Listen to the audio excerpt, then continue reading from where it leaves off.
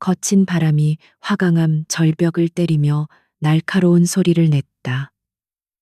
대한민국 육군에서 가장 험준하다고 알려진 산악훈련장의 공기는 희박하고 차가웠다. 훈련병들은 지옥의 주 마지막 날 생존 훈련의 정점에서 완전히 탈진한 상태였다.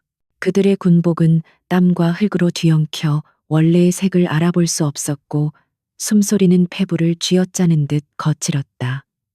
이 혹독한 훈련소를 철권으로 통치하는 자는 발기태 대령이었다. 그는 떡 벌어진 어깨와 흉터로 얼룩진 얼굴을 가진 부대 내에서 공포의 대상이었다. 박 대령은 절벽 가장자리에 아슬아슬하게 서 있는 한 여성 훈련병을 내려다보며 입꼬리를 비틀었다. 뛰어내려라 이 쓸모없는 년아. 하하. 그의 목소리는 주변의 바람 소리를 뚫고 울려 퍼졌다. 그의 눈에는 병사를 향한 일말의 존중도 없이 오직 잔인한 조롱만이 가득했다. 그의 옆에 선 교관들은 감히 그의 심기를 거스르지 못하고 불안한 듯 시선을 피하거나 혹은 아첨하는 듯한 쓴웃음을 지었다.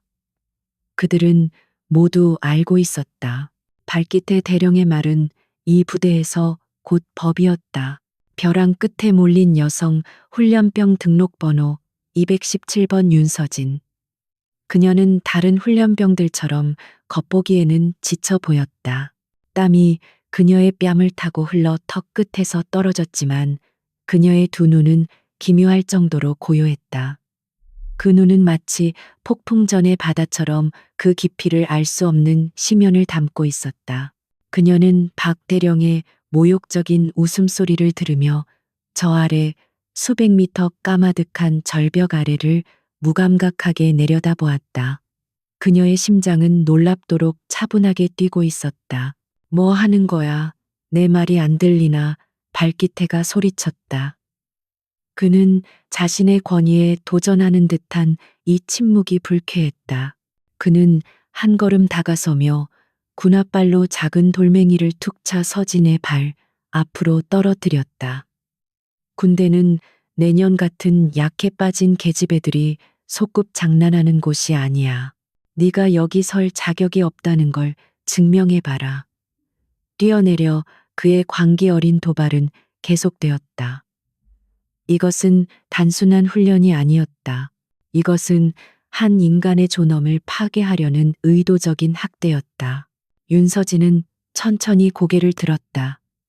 그녀의 시선은 박기태의 눈을 정확히 꿰뚫었다.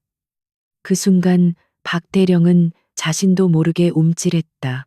저항의 기미는 없었지만 그 눈빛은 복종하는 자의 것이 아니었다. 그것은 마치 사냥감을 관찰하는 포식자의 눈빛, 혹은 이미 모든 것을 꿰뚫어보고 판결을 내린 심판자의 눈빛과도 같았다. 하지만 그 느낌은 순식간에 사라졌고 박 대령은 자신의 나약한 반응에 더욱 분노했다. 그는 이 건방진 신참을 완전히 박살내기로 결심했다.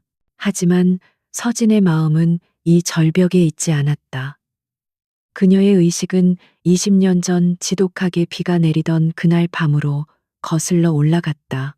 10살배기 소녀였던 그녀가 옷장 틈새로 목격했던 끔찍한 광경. 군복을 입은 남자들 배신과 탐욕에 찬 고함, 그리고 화염 속에서 모든 것을 잃었던 그 순간. 그녀의 아버지 존경받는 특수부대 장교였던 윤중령이 가장 믿었던 부하에게 총을 겨누던 모습. 그리고 그 배신자의 얼굴, 세월이 흘러 흉터와 주름으로 뒤덮였지만 저 앞에 서서 자신을 조롱하는 발기태의 얼굴과 정확히 일치했다. 그날 밤 발기태 당시에는 소령는 자신의 상관과 동료들을 모두 제거하고 막대한 양의 불법 무기, 치명적인 화학무기 시제품을 탈취했다. 그는 그 사건을 적의 기습으로 인한 비극적인 훈련 사고로 위장했다. 어린 윤서진만이 유일한 생존자였지만 그녀는 충격으로 실어증 진단을 받았고 그녀의 증언은 어린아이의 망상으로 치부되었다. 발깃태는 그 피 묻은 돈과 권력으로 승승장구했고 20년이 지난 지금 막강한 권력을 지닌 대령이 되어 이 철옹성 같은 기지를 자신의 왕국처럼 다스리고 있었다. 이제 윤서진은 더 이상 겁에 질린 어린 소녀가 아니었다. 그녀는 지난 20년간 오직 이 순간만을 위해 자신을 단련시켰다.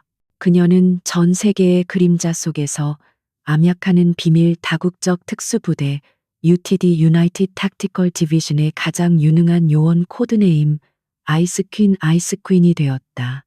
그녀가 이 지옥 같은 훈련소에 신참 훈련병으로 위장 잠입한 것은 발기태의 현재 범죄 무기 밀매 증거를 확보하고 20년 전의 진실을 세상에 드러내어 그의 모든 것을 빼앗기 위함이었다. 마지막으로 경고한다. 217번 복종의 발기태가 인내심의 한계를 느끼며 소리쳤다. 그는 서진의 멱살을 잡고 절벽 끝으로 거칠게 밀어붙일 기세였다. 그는 이 여자가 겁에 질려 울부짖거나 혹은 정말로 겁에 질려 발을 헛디뎌 떨어지기를 바랐다. 어느 쪽이든 그에게는 유쾌한 볼거리가 될 터였다. 그의 손이 서진의 어깨를 향해 뻗어왔다. 모든 훈련병들과 교관들이 숨을 죽였다. 저 여자는 이제 죽거나 혹은 군 경력, 어쩌면 인생이 끝장날 것이다. 그러나 발기태의 손이 그녀의 훈련복에 닿기 직전 믿을 수 없는 일이 벌어졌다. 윤서진의 몸이 마치 중력을 거스르는 것처럼 움직였다. 그녀는 발기태가 미는 힘을 역이용하는 대신 스스로 절벽 쪽으로 한 걸음 더 내디뎠다. 하지만 그녀는 뛰어내리지 않았다. 그녀는 절벽 가장자리에 미세한 바위 틈을 한쪽 발로 밟고 동시에 발기태의 팔을 잡아챘다. 이 모든 동작은 물 흐르듯 유연하고 폭발적인 속도로 이루어졌다. 발기태는 순간적으로 자신의 몸이 균형을 잃고 벼랑 쪽으로 끌려가는 것을 느꼈다. 그의 오만한 얼굴에 처음으로 당혹감과 공포가 스쳤다. 그 거구의 대령이 비명을 지르며 허우적거렸다. 서진은 그가 절벽 아래로 완전히 떨어지기 직전 그의 팔을 강하게 잡아당기면서 동시에 자신의 몸을 회전시켰다. 그녀는 발기태의 몸무게를 이용해 공중에서 반바퀴를 돌았고 두 사람은 위치를 바꾸며 바닥에 나뒹굴었다. 쿵 하는 둔탁한 소리와 함께 발기태가 바닥에 처박혔다. 윤서진은 먼지 하나 묻지 않은 듯 가볍게 착지하여 이제는 절벽 안쪽에 그리고 발기태는 자신이 서진을 밀어넣으려 했던 바로 그 절벽 가장자리에 위태롭게 누워 있었다. 그의 한쪽 팔은 여전히 서진에게 잡혀 있었고 나머지 몸은 낭떠러지 위로 아슬아슬하게 걸쳐 있었다. 만약 서진이 지금 손을 놓는다면 그는 비명 한 번 제대로 지르지 못하고 저 아래 어둠 속으로 사라질 터였다. 훈련장의 모든 소리가 멎었다. 바람 소리만이 귓가를 스쳤다. 교관들과 훈련병들은 눈앞의 광경을 믿을 수 없다는 듯 입을 벌렸다. 방금 전까지 지옥의 조교처럼 군림하던 발기태 대령이 가장 약해 보였던 여성 훈련병에게 단일격에 제압당해 목숨을 구걸하는 처지가 되었다. 발기태의 얼굴은 공포로 하얗게 질려 있었다. 그는 감히 움직이지도 못하고 자신을 내려다보는 서진의 차가운 눈을 바라보았다. 서진은 아무 말도 하지 않았다. 그녀는 그저 발기태를 내려다보았다. 그 눈빛에는 경멸도 분노도 없었다. 오직 얼음장 같은 차가움과 완벽한 통제력만이 존재했다. 그녀는 발기태의 팔을 잡은 손에 천천히 힘을 주었다. 박 대령의 뼈가 으스러지는 듯한 고통이 느껴졌지만 그는 신음소리조차 내지 못했다. 그는 깨달았다. 이 여자는 실수로 이런 일을 벌인 것이 아니라는 것을. 이것은 완벽하게 계산된 치명적인 경고였다. 서진은 발기태를 바닥에서 질질 끌어당겨 안전한 안쪽으로 던져버렸다. 마치 고장난 마네킹을 버리듯 거칠게. 발기태는 바닥에 엎어져 격렬하게 기침을 토해냈다. 그는 수치심과 분노, 그리고 정체를 알 수 없는 공포로 온몸을 떨었다. 그는 감히 고개를 들어 서진을 쳐다보지 못했다. 방금 전에 그 눈빛 자신을 벌레 보듯 하던 그 차가운 시선이 그의 뇌리에 깊이 박혔다. 죄송합니다. 훈련병의 자세가 흐트러져 바로잡으려 했을 뿐입니다. 한 교관이 뒤늦게 사태를 수습하려 달려 나왔지만 그의 목소리는 심하게 떨리고 있었다. 윤서진은 그에게 시선조차 주지 않았다. 그녀는 흙먼지를 가볍게 털어내고 아무 일도 없었다는 듯이 대열을 향해 걸어갔다. 그녀의 걸음걸이는 조금 전 절벽에서 보여준 초인적인 움직임과는 대조적으로 지친 훈련병의 그것처럼 느리고 무거웠다. 완벽한 연기였다. 발기태는 부하들의 부축을 받으며 일어섰다. 그는 애써 위험을 되찾으려 했지만 그의 목소리는 쉬어 있었다. 훈련 종료 전원 막사로 복귀. 그는 꼴사납게 소리치고는 비틀거리는 걸음으로 자신의 지프차를 향해 사라졌다. 그의 마음속에는 방금 전까지의 오만함 대신 20년 만에 처음으로 느끼는 불길한 예감이 싹트고 있었다. 그는 막사로 돌아가는 훈련병들 사이에서 유독 침착하게 걷고 있는 217번 훈련병 윤서진의 뒷모습을 광기 어린 눈으로 노려보았다. 그날 밤 대령의 집무실에서는 집기들이 부서지는 소리가 요란하게 울려 퍼졌다. 발기태는 위스키병을 벽난로에 집어 던졌다. 그 계집애, 그 눈빛. 그는 20년 전 불타는 집무실 옷장에서 자신을 노려보던 작은 소녀의 눈빛을 기억해내려 애썼다. 기억은 희미했지만 오늘 절벽에서 본 그 얼음 같은 시선과 겹쳐지며 그를 소름 끼치게 만들었다. 그는 즉시 부관을 불렀다. 217번 훈련병 윤서진. 그년의 뒷조사를 깨끗하게 다시 해. 아주 작은 먼지 하나까지 샅샅이 뒤져내. 한편 훈련병 막사 가장 구석진 침상에서 윤서진은 눈을 감고 있었다. 그녀의 호흡은 일정했다. 그녀는 오늘 발기태의 마음에 심어놓은 작은 불안의 씨앗을 떠올렸다. 그것은 계획의 시작일 뿐이었다. 그녀는 20년간 이 순간을 기다려왔다. 발기태 대령이 자신의 왕국이라 믿는 이 지옥에서 그가 쌓아 올린 모든 것을 그녀 자신의 손으로 무너뜨릴 것이다. 아이스 퀸의 심판은 이제 막 시작되었다. 그녀는 발기태가 자신을 조사하리라는 것을 이미 알고 있었다. 그리고 그것 역시 그녀의 거대한 계획의 일부였다. 칠흑 같은 어둠이 내린 막사 안은 지친 훈련병들의 거친 숨소리와 간간이 터져나오는 잠꼬대로 가득 찼다. 윤서진은 가장 구석진 침상에 뻣뻣하게 누워 다른 이들처럼 깊은 잠에 빠진 척 위장하고 있었다. 하지만 그녀의 정신은 그 어느 때보다도 맑고 날카롭게 깨어 있었다.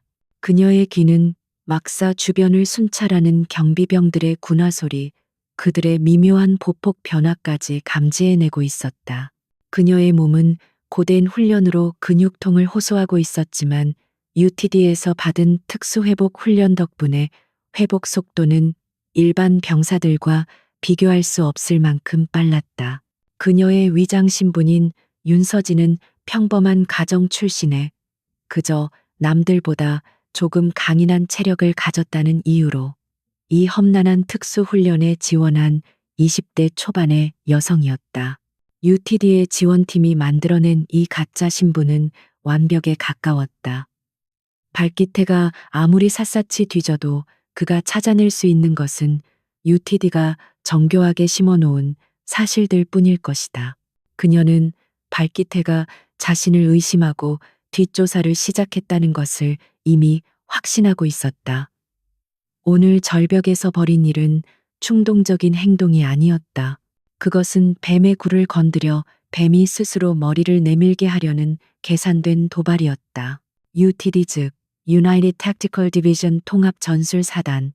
세상에 공식적으로 존재하지 않는 이 조직은 각국 정부조차 손대기 어려운 혹은 정치적으로 곤란한 초국가적 위협이나 거대 부패 카르텔을 처리하기 위해 극비리에 창설된 다국적 특수부대였다. UTD는 최고의 엘리트들만을 선발하며 그들에게는 국경을 초월한 임무 수행 권한과 최첨단 기술이 제공되었다. 20년 전 충격으로 실어증에 걸렸던 어린 윤서진을 거두어 보살피고 결국 그녀를 최강의 무기로 키워낸 곳이 바로 UTD였다. 그녀의 멘토이자 UTD의 아시아 지부장이었던 고스트는 그녀에게 모든 것을 가르쳤다. 생존 기술, 각종 무기, 사용법, 심리전, 그리고 무엇보다도 자신의 감정을 완벽하게 통제하는 법.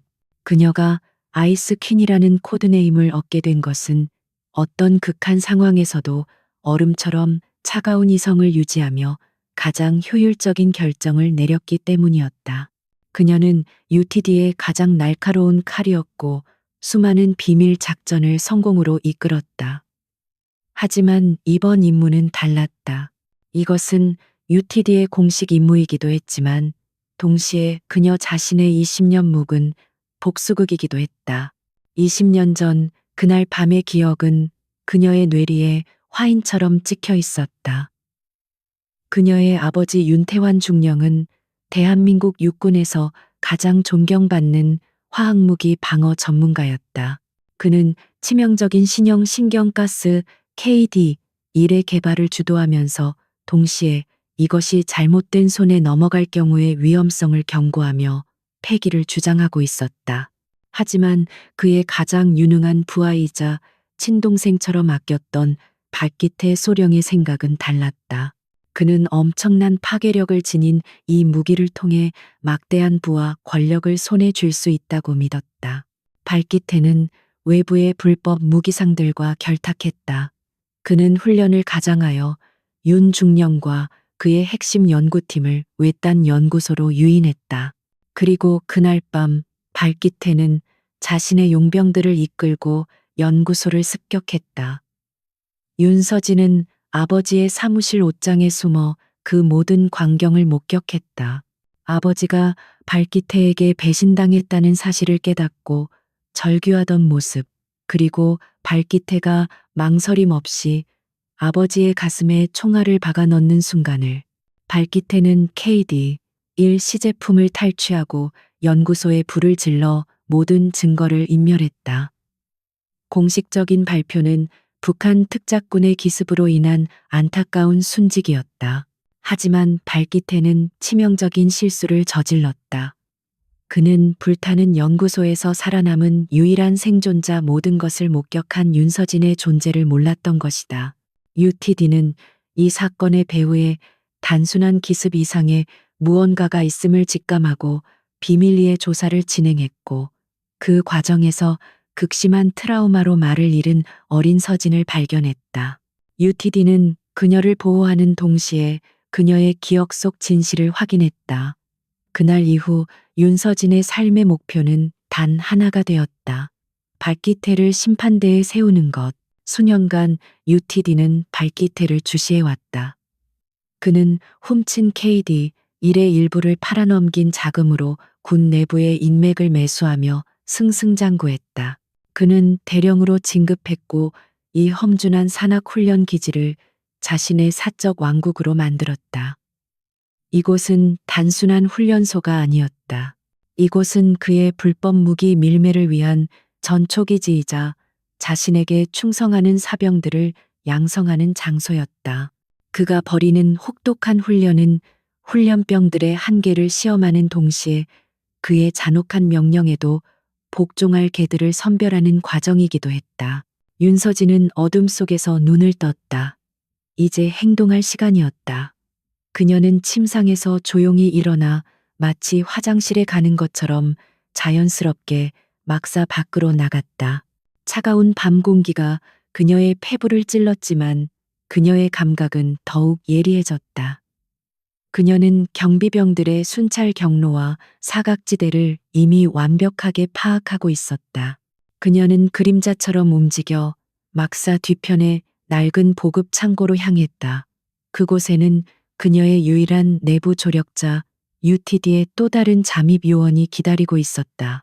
창고 문이 소리 없이 열리고 쥐죽은 듯 조용한 어둠 속에서 한 남자의 실루엣이 나타났다. 그는 이 부대의 보급관으로 위장 근무 중인 하태영 중사 코드네임 스페로우였다. 늦었군 퀸. 그가 낮은 목소리로 속삭였다. 발기태가 오늘 일로 완전히 뒤집어졌어. 네가 예상했던 것보다 반응이 더 격렬해. 그의 목소리에는 긴장감이 묻어났다. 그는 UTD의 베테랑 요원이었지만 아이스퀸의 대담한 계획은 언제나 그의 심장을 쫄깃하게 만들었다. 예상 범위 내야. 서진이 차갑게 대답했다. 그녀는 주변을 경계하며 창고 안으로 들어섰다. 그의 오만함은 그의 가장 큰 약점이지. 건드려주면 스스로 무너질 테니까.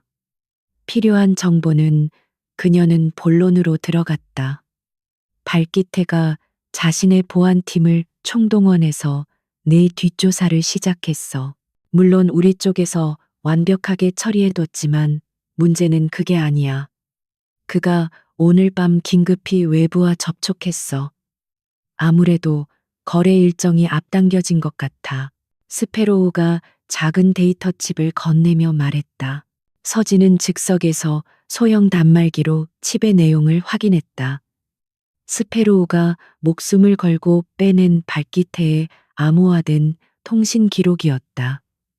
3일 후 자정 제3채석장. 대상은 블랙 리저드 용병단.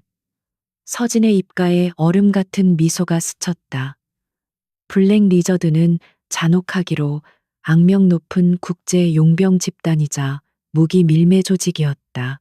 발기태가 20년 전 훔친 KD, 일의 남은 물량을 그들에게 넘기려는 것이 분명했다.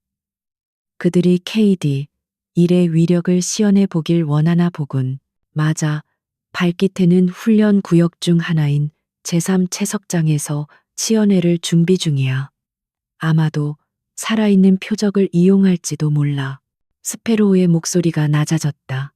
최근 징계 창고에 수감된 병사 몇 명의 행방이 묘연해졌어. 서진의 눈빛이 순간적으로 분노로 타올랐지만 곧바로 차갑게 식었다. 그가 선을 넘었군. 스페로우 3일 뒤 그곳의 경비 배치도와 통신망 정보를 확보해. 나는 그들의 시연회에 반드시 참석해야겠어. 퀸 이건 너무 위험해. 발기태는 이미 너를 의심하고 있어. 그가 덫을 놨을 수도. 스페로우가 만류하려 했지만 서진의 단호한 눈빛에 입을 다물었다. 덫이라면 기꺼이 밟아주지. 그리고 그 덫을 이용해 그의 목을 조를 거야. 20년 동안 그가 누려온 모든 것 이제 끝낼 때가 됐어. 그녀는 데이터 칩을 완벽하게 파기하고 창고를 나설 준비를 했다. 그녀는 다시 어둠 속으로 스며들기 직전 스페로우에게 마지막 지시를 내렸다.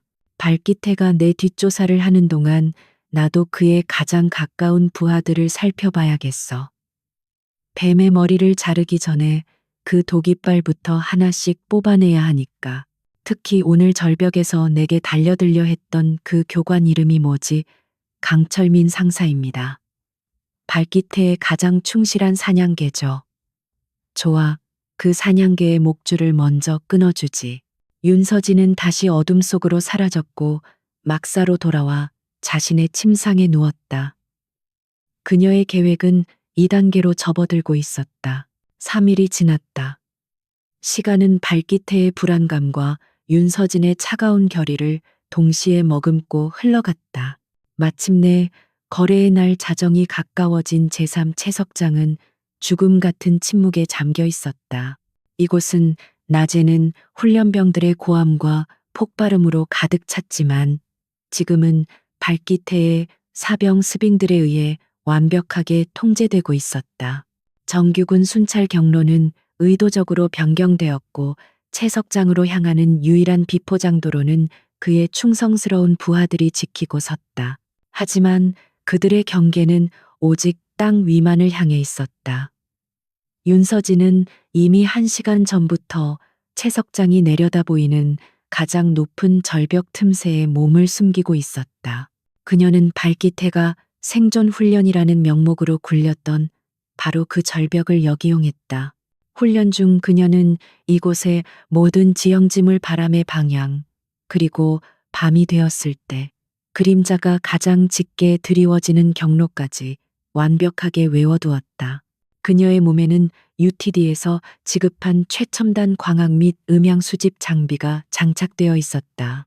스페로우 하태영 중사는 기지 본부의 통신실에서 교묘하게 야간 근무를 자처했다. 그는 발기태가 설치한 사설 감시 카메라 몇 대의 영상을 미세한 루프 상태로 돌려놓았다. 그것은 단 몇 분간의 교란이었지만 서진이 가장 위험한 개활지를 통과하기에는 충분한 시간이었다. 서진은 칠흑 같은 어둠 속에서 한 마리의 표범처럼 움직였다. 그녀의 발걸음은 소리가 없었고 호흡은 주변의 바람 소리와 하나가 되었다. 그녀는 유령처럼 경비병들의 사각을 파고들어 목표 지점에 도달했다. 자정이 되자 2대의 검은색 군용 트럭이 헤드라이트를 끈 채 채석장 중앙으로 미끄러져 들어왔다. 곧이어 중무장한 남자들이 트럭에서 내렸다. 그들은 일반 군인이 아니었다. 그들의 복장과 무기 그리고 살기를 내뿜는 태도는 그들이 바로 악명 높은 용병단 블랙 리저드임을 증명했다.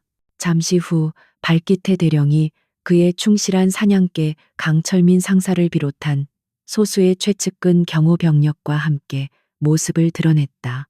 오랜만이군 박 대령. 블랙 리저드의 리더로 보이는 얼굴에 흉터가 가득한 남자가 거친 목소리로 말했다.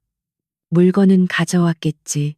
20년 동안이나 숨겨둔 보물이 얼마나 대단한지 궁금하군.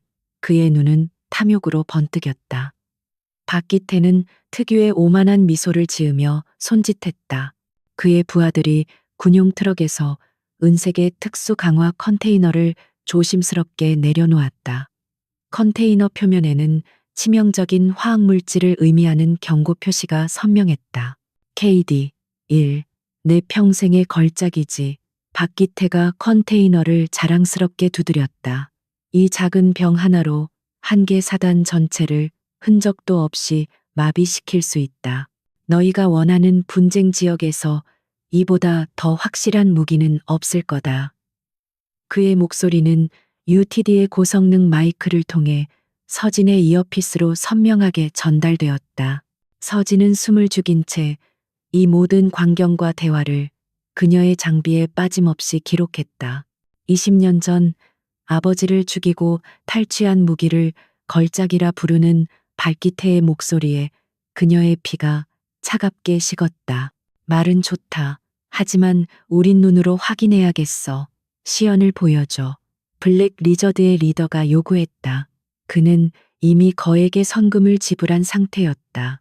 발기태는 기다렸다는 듯이 웃으며 채석장 한쪽 구석을 가리켰다. 물론 준비했지. 저기 우리의 자원자들이다. 어둠 속에서 몇 개의 형체가 드러났다.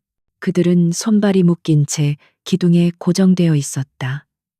스페로우가 우려했던 대로 그들은 최근 행방불명되었던 징계 창고의 병사들이었다. 서진의 심장이 얼어붙었다.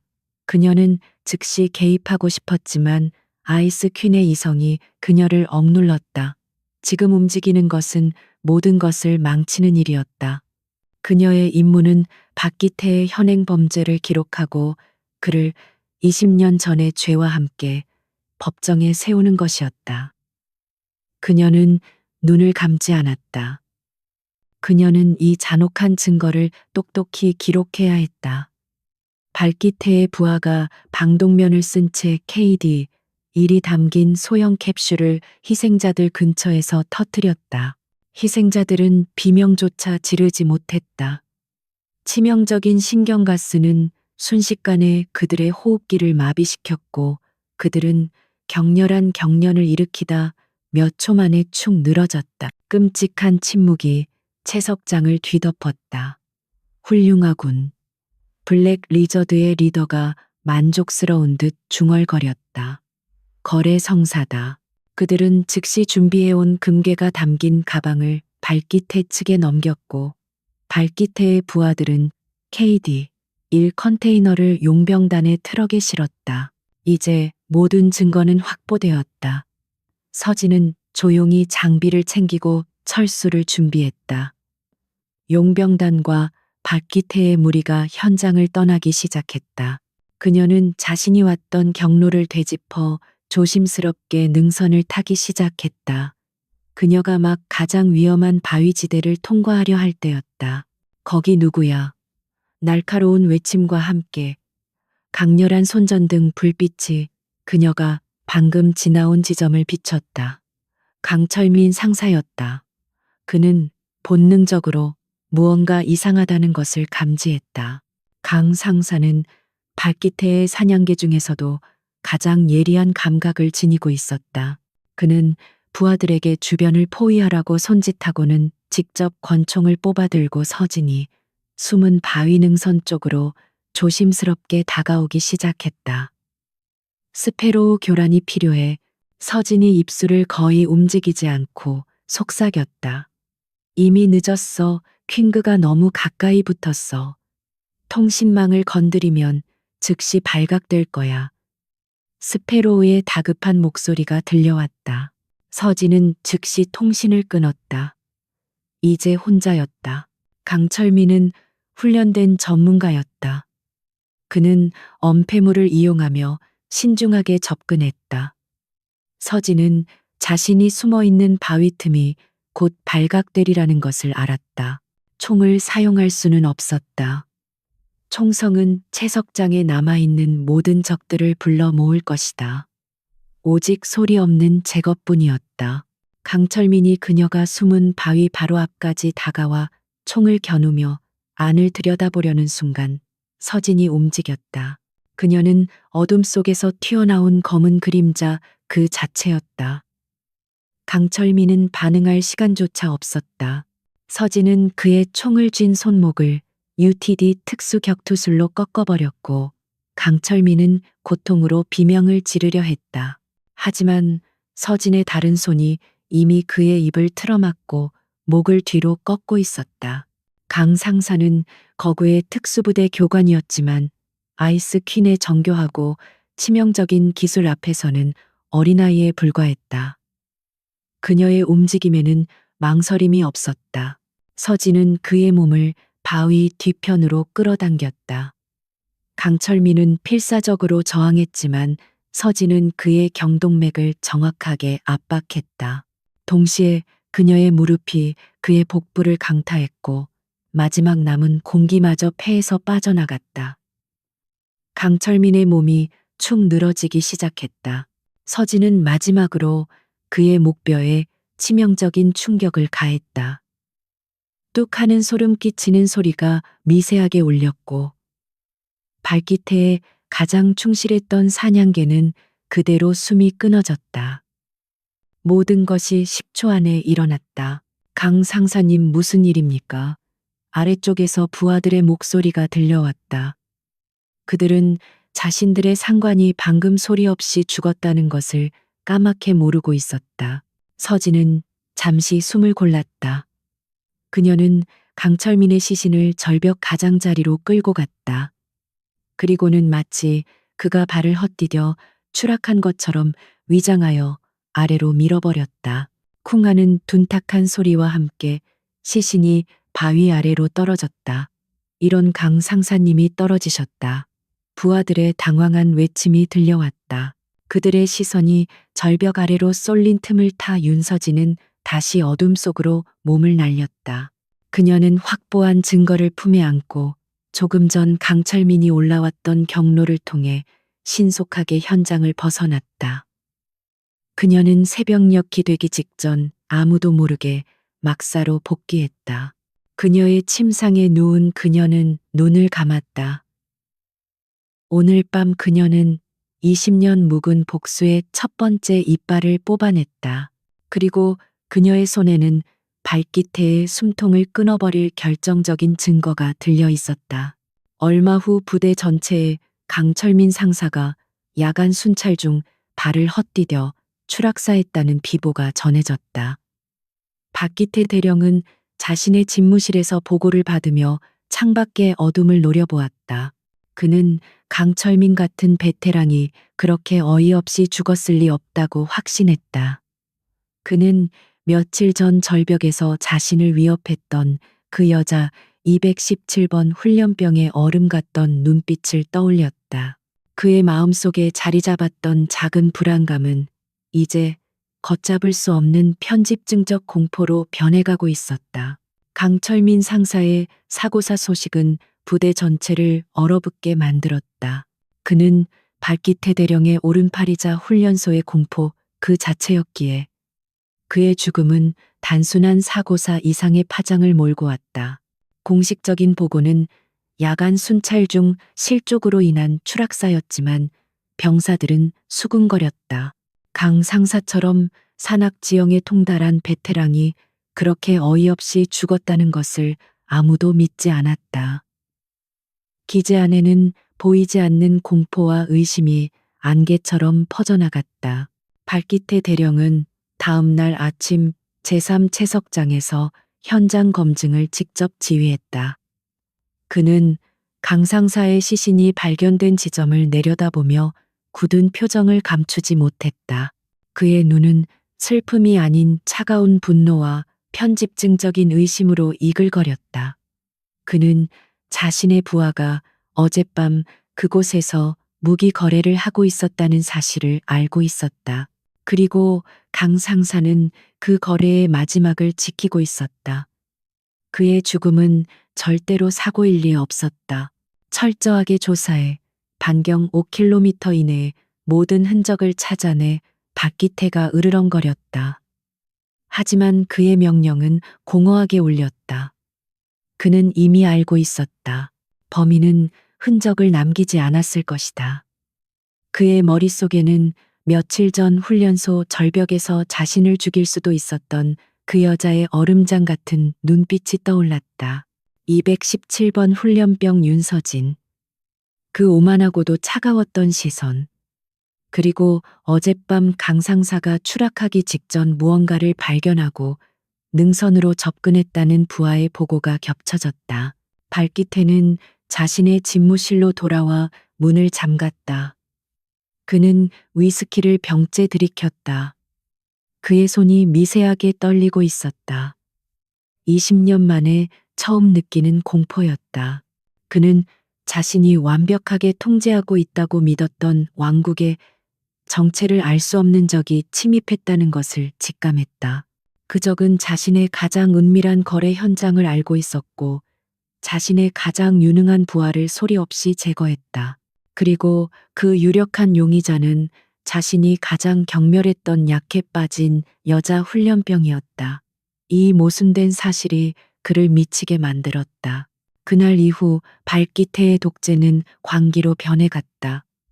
그는 기지 전체에 비상경계 태세를 선포하고 모든 훈련은 실전을 방불케 하는 수준으로 강화되었다. 병사들은 잠잘 시간조차 없이 혹독한 훈련에 내몰렸다. 발기태는 사소한 실수조차 용납하지 않았고 본보기로 몇몇 병사들을 징계 창고로 끌고 가 무자비하게 폭행했다. 그의 공포 정치는 부대 전체에 숨통을 조였다. 그는 이 잔혹한 압박을 통해 쥐새끼가 스스로 꼬리를 드러내길 바랐다. 동시에 발기태는 강철민의 빈자리를 메울 새로운 눈과 귀를 심었다. 그는 가장 교활하고 잔인하기로 소문난 2명의 교관을 비밀리에 불렀다. 217번 훈련병 윤서진. 그 계집애를 24시간 감시해 밥 먹는 것, 잠자는 것, 심지어 화장실 가는 것까지 전부 보고해. 내 허락 없이는 그 누구도, 심지어 너희들조차 그 아이에게 접근하지 마. 그냥 지켜봐. 그림자처럼. 그의 목소리는 낮고 위험했다. 그는 덫을 놓고 기다리기로 했다. 하지만 윤서진은 이미 발기태의 수를 세 걸음 앞서 읽고 있었다. 강철민을 제거한 순간부터 그녀는 자신이 발기태의 최우선 감시 대상이 되리라는 것을 알았다. 그녀는 UTD의 훈련을 통해 자신의 생체 신호까지 조절할 수 있었지만 지금 필요한 것은 그런 초인적인 능력이 아니었다. 지금 그녀에게 필요한 것은 완벽한 약함이었다. 그녀는 아이스 퀸의 모든 흔적을 지우고 겁에 질린 어설픈 신병으로 완벽하게 변신해야 했다. 다음 날 사격 훈련장에서 윤서진의 연기는 절정에 달했다. 그녀는 K2 소총을 든 손을 일부러 부들부들 떨었다. 그녀의 사격 결과는 엉망이었다. 총알은 표적지를 한참 벗어났고 심지어 한 발은 위험하게 튕겨나가 교관의 발밑에 먼지를 일으켰다. 이런 멍청한 년 교관이 달려와 그녀의 뺨을 거세게 후려쳤다. 서진은 바닥에 나뒹굴었고 눈에는 공포와 수치심으로 가득 찬 눈물이 그렁그렁 맺혔다. 죄송합니다. 죄송합니다. 그녀는 겁에 질려 울먹이며 빌었다. 그녀의 모습은 며칠 전 절벽에서 대령을 제압했던 그 인물이라고는 도저히 상상할 수 없었다. 동료 훈련병들은 그녀를 경멸하거나 혹은 불쌍하다는 듯 쳐다봤다. 박기태의 새로운 감시자들은 이 광경을 멀리서 지켜보며 코웃음을 쳤다. 그들은 박 대령이 왜 이런 쓸모없는 계집애에게 집착하는지 이해할 수 없었다. 발기태는 망원경으로 이 모든 상황을 지켜보고 있었다. 그의 미간이 잔뜩 찌푸려졌다. 저 모습은 명백히 겁에 질린 신병의 모습이었다. 그가 절벽에서 보았던 그 살기 어린 눈빛과는 완전히 달랐다. 내가 잘못 본 것인가? 그날은 그저 우연이었나? 아니면 저것조차 연기란 말인가? 그의 의심은 확신을 얻지 못하고 그의 내면을 더욱 좀먹어 들어갔다. 그는 자신의 판단력이 흐려지고 있음을 느꼈다. 윤서진은 먼지투성이가 된 채 일어섰다. 교관의 욕설을 들으며 엎드려 뻗쳐 자세를 취하는 동안 그녀의 속눈썹에 맺힌 눈물방울이 흙바닥으로 떨어졌다. 하지만 그 굴욕적인 자세 속에서 그녀의 입가에는 아무도 모를 희미한 미소가 걸려 있었다. 그녀의 실수는 완벽하게 계산된 것이었다. 그녀가 총을 쏘며 넘어지는 순간 그녀의 시야는 정확히 통신본부 건물 쪽을 향했다. 그리고 그 순간 스페로우가 창문에서 보내는 미세한 신호작은 거울 반사광을 포착했다. 증거 전송 완료. 그녀는 강철민을 제거한 날 밤 막사로 복귀하기 직전 확보한 모든 증거 발기태의 무기거래, 영상 및 음성 파일과 담긴 초소형 데이터 칩을 스페로우와 미리 약속된 드롭 포인트 낡은 배수관에 숨겨두었다. 스페로우는 지난 24시간 동안 가장 안전한 경로를 통해 그것을 회수했고 방금 전 UTD 본부 서버로 전송을 완료했다는 신호를 보낸 것이다. 이제 발기태의 범죄 증거는 그의 손이 닿지 않는 곳에 안전하게 보관되었다. 서진은 일부러 더 크게 훌쩍였다. 그녀는 발기태의 감시자들이 자신을 위험인물 목록에서 동정 대상으로 바꾸도록 만들어야 했다. 발기태의 관기가 심해질수록 부대 내의 통제는 비정상적으로 강화되었고 이는 오히려 스페로우 같은 내부 조력자의 활동을 어렵게 만들었다. 서진은 발기태의 시선을 오직 자신에게만 고정시킬 필요가 있었다. 자신이 가장 무해하고 약한 존재로 보일수록 발기태의 의심은 더욱 깊어질 것이고 그는 다른 곳을 돌아볼 여유를 잃게 될 것이다. 그날 저녁 발기태는 감시조로부터 보고를 받았다. 217번은 하루 종일 울기만 했습니다. 훈련 중에는 실수를 연발했고 저녁 식사도 거의 하지 못했습니다. 동료들과의 접촉도 피하고 있습니다. 완전히 겁에 질린 모습입니다. 발기태는 보고서를 구겨 던져버렸다. 계속 지켜봐. 그년이 숨 쉬는 것 하나까지 놓치지 마. 그는 미칠 것 같았다. 자신의 직감이 틀렸거나 아니면 상대가 상상을 초월하는 괴물이거나 둘 중 하나였다.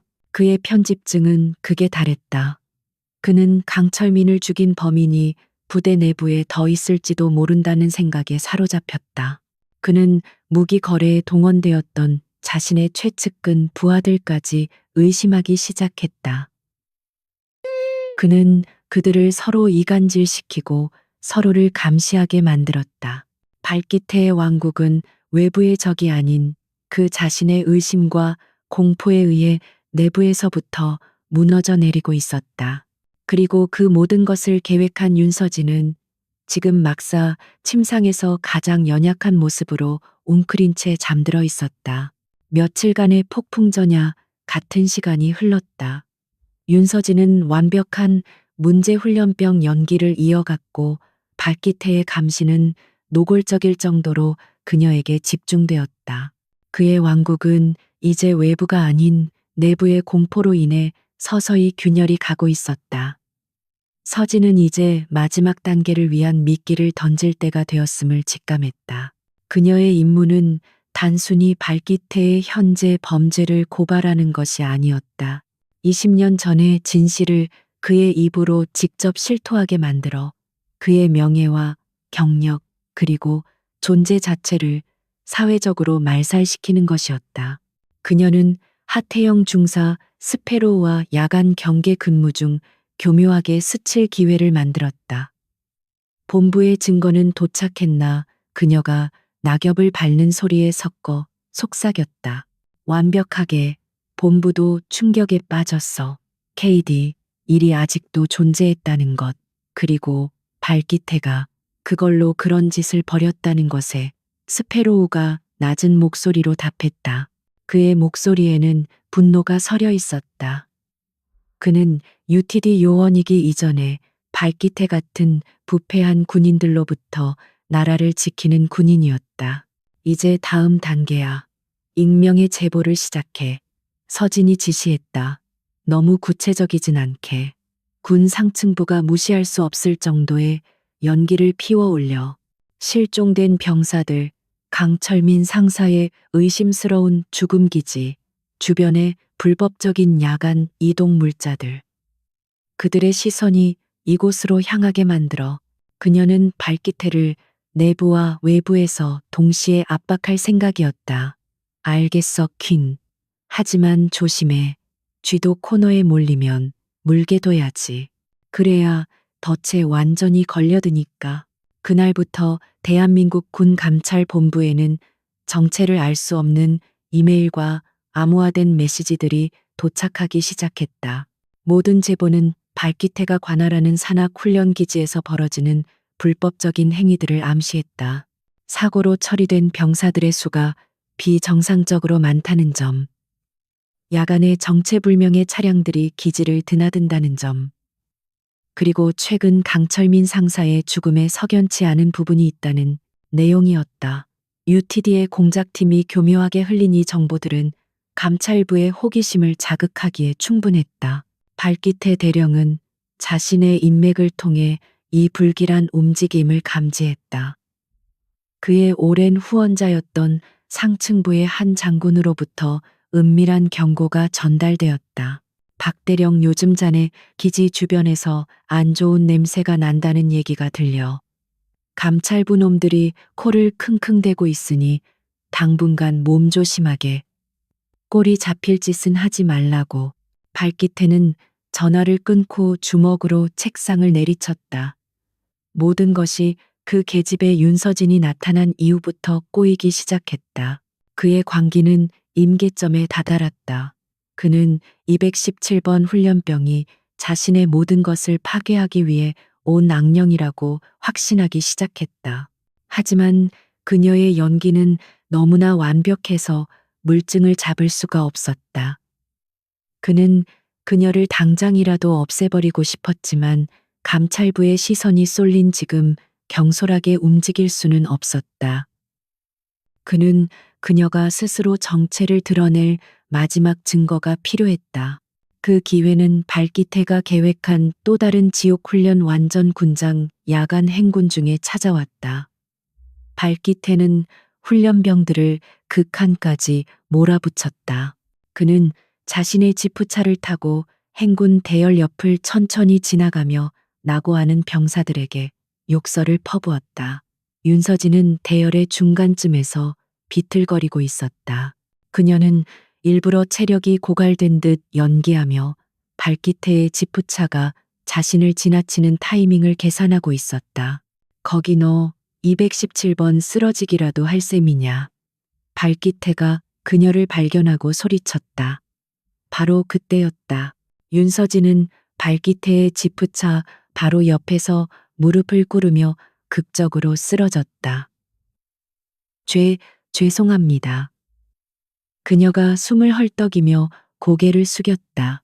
그녀가 쓰러지는 순간 그녀의 군복 상의 안주머니에서 가느다란 군번줄에 매달린 작고 낡은 물건 하나가 굴러나와 흙바닥에 떨어졌다. 그것은 구형 군용 라이터였다.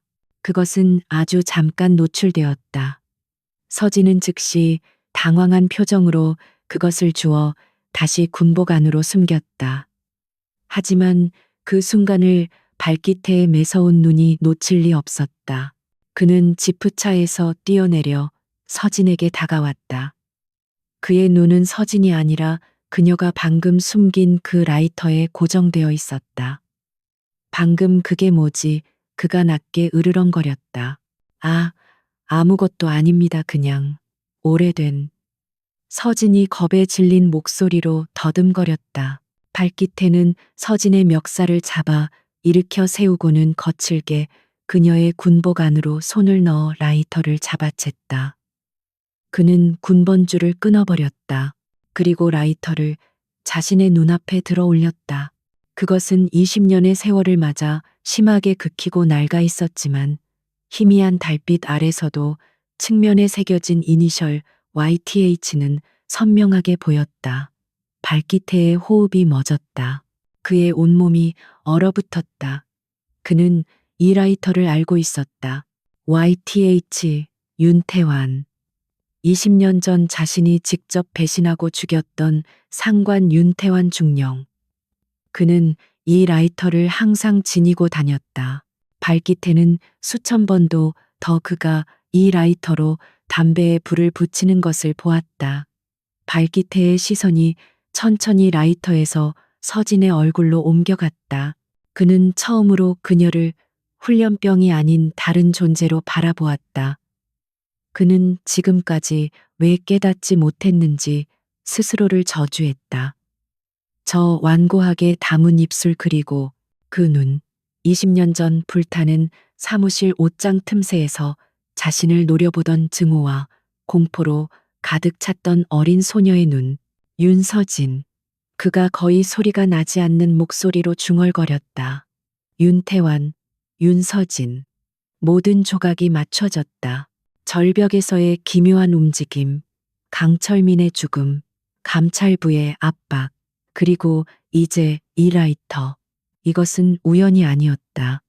이것은 20년 만에 돌아온 망령의 복수였다. 그의 편집증적인 의심은 이제 끔찍한 확신이 되었다. 그 계집애가 모든 것을 알고 돌아온 것이다. 발기태의 얼굴에서 핏기가 가셨다. 공포가 그의 척추를 타고 흘렀지만 그것은 곧바로 살기 어린 분노로 폭발했다. 그는 더 이상 감찰부 따위를 신경 쓰지 않았다. 이것은 군법의 문제가 아니었다. 이것은 생존의 문제였다. 그는 자신의 비밀을 아는 이 여자를 여기서 당장 처리해야 했다. 전현을 당장 체포해 그가 자신의 개인 경호병들에게 고함쳤다. 아니, 징계 창고가 아니다. 내 개인 집무실 지하 벙커로 끌고 가. 당장. 이것은 공식적인 체포 절차가 아니었다. 그것은 사적인 납치였다. 경호병들이 서진의 양팔을 거칠게 붙잡았다. 서진은 겁에 질린 듯 형식적인 저항을 했다. 왜 이러십니까? 대령님, 그녀가 외쳤다. 하지만 그녀가 경호병들에게 끌려가면서 발기태를 바라보는 순간 그녀의 눈빛은 단 한순간 아이스 퀸의 그것으로 돌아왔다. 그 차갑고도 냉정한 시선은 마치 드디어 미끼를 물었군 발기태라고 말하는 듯했다. 발기태는 그 눈빛을 보고 다시 한번 소름이 돋았다. 멀리서 이 모든 광경을 지켜보던 스페로우는 즉시 움직였다. 이것이 바로 그들이 계획했던 마지막 단계의 시작 신호였다. 그는 즉시 UTD 본부와 이미 만반의 준비를 하고 있던 군 감찰 본부에 긴급 신호를 보냈다. 타겟이 미끼를 물었음. 최종 작전 돌입. 발기태는 자신이 사냥감을 잡았다고 생각했지만 사실 그는 스스로 사형 집행장으로 걸어 들어가고 있었다. 발기태 대령의 개인 집무실 지하에 숨겨진 벙커는 차갑고 축축한 공기로 가득 차 있었다. 이곳은 그의 공식적인 관사가 아니었다. 불법적인 거래 배신자, 처단, 그리고 그의 추악한 욕망이 이루어지는 비밀스러운 공간이었다. 두 명의 충성스러운 경호병이 윤서진을 거칠게 안으로 밀어넣었다. 쿵 하는 소리와 함께 무거운 강철문이 닫히자 세상의 모든 소리가 차단된 듯한 정막이 흘렀다. 발기태는 방 중앙에 서 있었다. 그는 더 이상 위험 있는 지휘관의 군복을 입고 있지 않았다. 흐트러진 셔츠 차림의 그는 한 손에 위스키 잔을 다른 한 손에는 낡은 라이터를 쥔 채 방 안을 초조하게 서성이고 있었다. 그의 눈은 광기와 알코올 그리고 걷잡을 수 없는 공포로 붉게 충혈되어 있었다. 그는 짐승처럼 으르렁거리며 서진을 노려보았다. 드디어 우리 둘만 남았군. 217번. 그가 라이터를 서진의 발밑으로 던졌다. 챙그랑 하는 금속성 소리가 벙커 안을 울렸다. 말해, 넌 누구지? 이 라이터는 어디서 났어? 윤태환. 그 죽은 놈하고 무슨 관계냐? 그의 목소리는 분노로 떨렸지만 그 이면에는 간절한 부정의 그림자가 드리워져 있었다. 그는 그녀가 아니라고 말해주길 바라는 동시에 그녀가 맞다고 자백할까봐 두려워했다. 경호병들이 서진의 양옆에 총을 겨눈 채 버티고 섰다. 이곳은 완벽한 밀실이었다. 윤서진은 천천히 고개를 들었다. 지난 몇 주간 그녀를 감싸고 있던 유약하고 겁에 질린 신병의 가면이 마치 봄눈 녹듯 사라졌다. 그녀의 어깨는 꼿꼿이 펴졌고 훈련병의 공포에 질린 눈빛은 사라졌다. 그 자리에는 수천 번의 실전을 겪은 최정예 요원, 아이스 퀸의 얼음장 같은 냉혹함이 자리 잡았다. 20년 만입니다. 발기태, 소령님, 서진이 입을 열었다. 그녀의 목소리는 차갑고 건조했으며 한치의 떨림도 없었다. 그녀는 의도적으로 그의 20년 전 계급을 불렀다. 그 이름은 발기태의 심장을 얼음 송곳으로 찌르는 듯했다. 그는 순간적으로 숨을 멈췄다. 뭐라고 이 미친년이 감히. 그의 반사적인 욕설이 터져 나왔지만 그의 동공은 공포로 격렬하게 흔들리고 있었다. 제 이름은 윤서진. 당신이 20년 전 불타는 연구소에서 당신의 상관이자 가장 친한 친구였던 윤태환 중령을 배신하고 살해하던 그 끔찍한 밤, 그 모든 것을 사무실 옷장 틈새로 지켜보던 10살배기 소녀입니다. 서진의 말 한마디 한마디는 비수처럼 발기태의 고막을 파고들었다. 그녀는 그날의 날짜와 시간 그리고 발기태가 아버지를 쏘기 직전에 내뱉었던 마지막 말까지 정확하게 읊조렸다. 발기태의 얼굴에서 핏기가 완전히 사라졌다.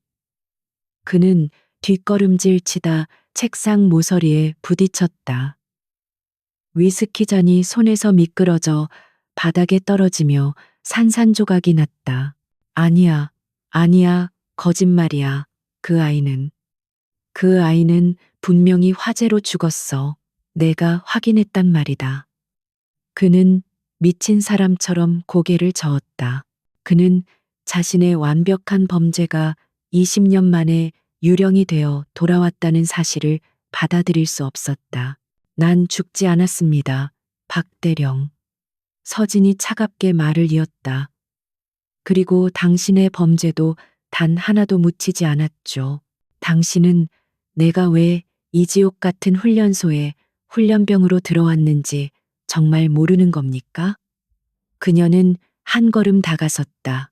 경호병들이 반사적으로 총구를 그녀에게 겨눴지만 서진의 기세에 압도되어 감히 방아쇠를 당기지 못했다. 그녀는 이미 이 방 안의 모든 것을 통제하고 있었다. 당신이 3일 전 제3채석장에서 블랙 리저드 용병단에게 팔아넘긴 KD 1 신경가스. 20년 전 제 아버지에게서 훔친 바로 그 무기죠. 발기태의 눈이 경악으로 커졌다. 당신의 추악한 시연회를 위해 징계 창고에서 끌려나와 희생된 무고한 병사들. 그들의 마지막 순간까지 전부 기록되었습니다. 그녀의 목소리는 이제 심판관의 선고처럼 울려 퍼졌다. 그리고 당신의 충실한 게 강철민 상사. 그는 사고로 죽은 것이 아닙니다. 서진의 시선이 얼음처럼 날카로워졌다. 그날 밤 당신의 비밀거래 현장을 목격한 나를 처리하려다 내 손에 제거당했습니다. 그는 당신의 오만함이 부른 첫 번째 희생양일 뿐이죠. 발기태는 이제 제대로 서 있지도 못했다. 그는 책상에 기대어 가쁜 숨을 몰아쉬었다. 모든 것이 끝났다는 것을 깨달았다. 지금 이 순간 당신의 무기 밀매 영상, 강철민의 죽음과 관련된 나의 증언, 그리고 20년 전 윤태환 중령 살해 사건의 전말을 담은 모든 증거 파일이 UTD 본부 서버와 대한민국 군 감찰 본부로 전송되었습니다. 서진은 마지막 쐐기를 박았다.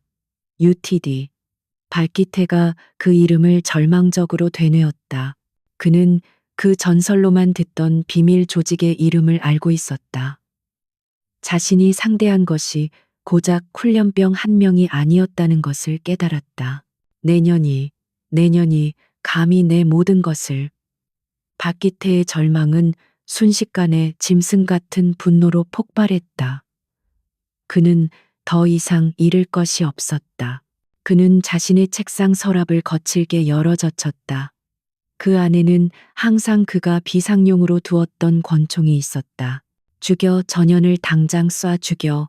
그가 경호병들에게 미친 듯이 소리쳤다. 동시에 그도 권총을 꺼내 서진을 향해 겨누려 했다. 경호병들은 명령에 따라 방아쇠를 당기려 했다. 하지만 아이스퀸은 그들보다 3박자 빨랐다. 서진의 몸이 스프링처럼 튀어나갔다. 그녀는 가장 가까운 경호병의 소총 총열을 잡아채며 그의 팔을 꺾어버렸다. 뼈가 부러지는 둔탁한 소리와 함께 경호병의 비명이 터져 나왔다. 그녀는 그를 인간 방패 삼아 다른 경호병의 시야를 가렸고 동시에 첫 번째 경호병의 권총을 뽑아들었다. 탕탕 소음기가 달린 듯한 2발의 짧은 총성이 울렸다. 그것은 경고 사격이 아니었다. 두 번째 경호병의 양쪽 무릎에 정확히 밝혔다. 그는 소총을 떨어뜨리며 바닥에 쓰러져 고통스럽게 울부짖었다. 이 모든 것이 2초 만에 일어났다. 발기태는 이제 막 권총을 서진에게 겨누고 있었다. 죽어라, 이 악마 같은 년. 그가 방아쇠를 당기려는 순간 서진은 첫 번째 경호병에게서 빼앗은 대검을 망설임 없이 던졌다. 쉭 하는 날카로운 소리와 함께 대검은 발기태의 손등을 뚫고 그가 쥔 권총과 함께 책상의 깊숙이 밝혀버렸다. 으아악, 발기태의 벙커가 떠나갈 듯한 비명이 터져 나왔다. 그는 피가 솟구치는 자신의 손과 책상에 밝힌 칼을 번갈아 보며 경악했다. 그는 무력화되었다. 완벽하게 윤서진은 천천히 그에게 걸어갔다.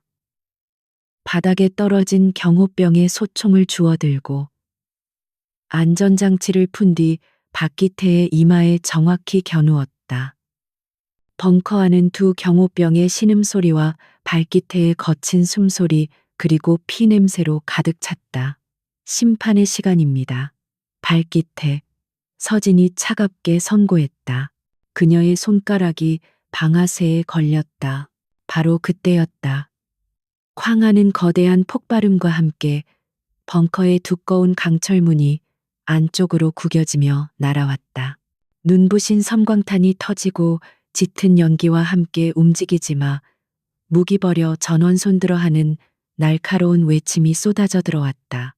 중무장한 헌병 MP 부대와 검은색 UTD 특수작전복을 입은 대원들이 순식간에 벙커 안을 장악했다. 그들 선두에는 하태영 중사 스페로우가 서 있었다. 그는 더 이상 어수룩한 보급관이 아니었다. 날카로운 눈빛의 UTD 현장 지휘관이었다. 감찰 본부의 장교가 이 처참한 광경을 보고 입을 다물지 못했다.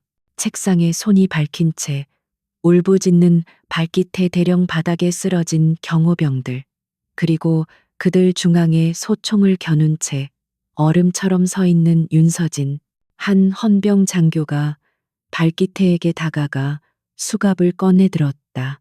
발기태 대령살인 이적행위, 불법 무기, 밀매 직권 남용 및 초법적 살인 교사 혐의로 당신을 체포합니다. 당신은 묵비권을 행사할 수 있으며 발기태는 넋이 나간 사람처럼 수갑을 받았다. 그는 헌병들에게 끌려 나가면서 마지막으로 윤서진을 돌아보았다. 그의 눈에는 증오와 경멸, 그리고 20년 만에 돌아온 유령에게 모든 것을 빼앗긴 자의 처절한 절망감이 담겨 있었다. 윤서진은 천천히 총구를 내렸다. 그녀는 스페로우와 짧게 눈을 맞추었다. 임무 완수. 그녀의 얼굴에는 기쁨도 슬픔도 안도감도 없었다. 오직 20년간 그녀의 삶을 지배했던 거대한 목적이 마침내 끝났다는 차가운 공허함만이 남아 있었다. 박기태 대령의 벙커는 순식간에 군 감찰본부와 UTD의 합동지휘본부로 변했다. 수사관들이 벙커 내부의 모든 증거를 꼼꼼하게 수집하기 시작했다. 발기태의 피가 묻은 책상 벽에 밝힌 대검, 그리고 그의 비밀 금고에서 쏟아져 나온 20년간의 범죄 장부들, 손에 붕대를 감은 채 넋이 나간 발기태와 그의 부하들은 헌병대의 삼엄한 경호 아래 기지 밖으로 이송되었다. 그가 20년간 쌓아 올린 철옹성 같던 왕국이 하룻밤 사이에 무너져 내리는 순간이었다. 윤서진은 스페로우 하태영 중사에게서 건네받은 UTD 담요를 말없이 어깨에 둘렀다. 그녀는 더 이상 217번 훈련병이 아니었다. 그녀는 아이스퀸 임무를 완수한 UTD 최정예 요원이었다. 고생했어, 퀸. 스페로우가 낮은 목소리로 말했다. 그의 눈에는 피로감과 함께 깊은 존경심이 담겨 있었다. 아니, 이제 시작이야. 서진이 차갑게 대답했다. 그녀의 시선은 벙커 밖으로 끌려나가는 발기태의 비참한 뒷모습을 향해 있었다. 기지 전체는 발칵 뒤집혔다. 대령의 체포 소식은 전염병처럼 퍼져나갔고 병사들은 두려움과 혼란, 그리고 일말의 해방감에 휩싸였다. 감찰본부는 즉시 기지 전체를 폐쇄하고 발기태의 직속 부하들과 그에게 부역했던 모든 인물들에 대한 대대적인 조사를 시작했다. 그동안 발기태의 폭정에 신음했던 병사들의 증언이 본물처럼 터져나왔다. 실종된 병사들의 진실, 불법적인 가혹 행위, 그리고 그가 사적으로 착복한 군수 물자들의 행방까지. 며칠 후 임시로 마련된 UTD의 안전가옥에서 윤서진은 화상 스크린을 통해 고스트 지부장의 보고를 받고 있었다. 발기태는 모든 것을 자백했다. UTD가 제시한 증거 특히 KD 일 거래 영상 앞에서 그는 완전히 무너졌어. 고스트의 목소리는 차분했다.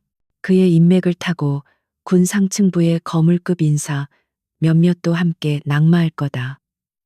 군 전체를 뒤흔드는 거대한 스캔들이 되겠. 아버지의 명예는 서진이 20년 만에 처음으로 떨리는 목소리로 물었다. 그녀는 항상 아이스 퀸이었지만 그 이름 앞에서 그녀는 언제나 10살배기 딸로 돌아갔다. 고스트의 얼굴에 드물게 부드러운 미소가 번졌다. 국방부에서 공식 발표가 있을 거다. 윤태환 중령과 그의 동료들은 20년 만에 전사자가 아닌 나라를 위해 싸우다. 배신자에 의해 희생된 영웅으로 기록될 거야. 명예 훈장이 추서될 거다, 서진아. 서진은 아무 말도 하지 않았다. 그녀는 그저 눈을 감았다. 20년간 그녀를 짓눌러 왔던 거대한 바위 하나가 마침내 치워지는 느낌이었다. 하지만 그 바위가 있던 자리는 여전히 움푹 파인 채 텅 빈 공허함으로 남아 있었다. 복수는 끝났지만 아버지는 돌아오지 않았다. 그녀가 잃어버린 시간 감정, 그리고 평범한 삶은 그 무엇으로도 보상받을 수 없었다. 정의는 실현되었지만 그 대가는 너무도 컸다. 며칠 뒤 국방부의 공식 브리핑이 텔레비전 뉴스를 통해 전국에 방송되었다. 대변인은 침통한 표정으로 발기태 대령의 반역 행위와 20년 전의 진실을 발표했다. 윤태환 중령의 빛바랜 사진이 화면에 나타났고 그의 숭고한 희생과 명예가 공식적으로 회복되었음이 선포되었다. 서진은 안전가옥의 창문 너머로 멀리 보이는 도시의 스카이라인을 바라보며 그 뉴스를 듣고 있었다. 그녀는 울지 않았다. 아이스퀸은 우는 법을 잊어버린 지 오래였다. 다음 날 새벽 동이 트기 시작할 무렵 윤서진은 다시 그곳을 찾았다. 그녀에게 모든 것이 시작되었던 곳, 발기태가 그녀에게 치욕을 안겨주었던 바로 그 절벽이었다. 그녀는 이제 더러운 훈련복이 아닌 UTD의 검은색 전술 슈트를 입고 있었다. 차가운 새벽 공기가 그녀의 뺨을 스쳤다. 그녀는 절벽 가장자리에 서서 발 아래 펼쳐진 까마득한 심연을 내려다보았다. 뛰어내려라. 이 쓸모없는 연아. 하하 발기태의 조롱 섞인 목소리가 바람 소리를 타고 환청처럼 들려왔다. 하지만 그 목소리는 더 이상 그녀의 마음을 흔들지 못했다. 그녀는 그 심연을 두려워하지 않았다. 그녀는 이미 20년 동안 그 심연 속에서 살아왔다. 그녀는 천천히 주머니에서 낡은 라이터를 꺼냈다. 아버지의 이니셜 YTH가 새겨진 라이터. 그녀는 라이터 뚜껑을 열었다.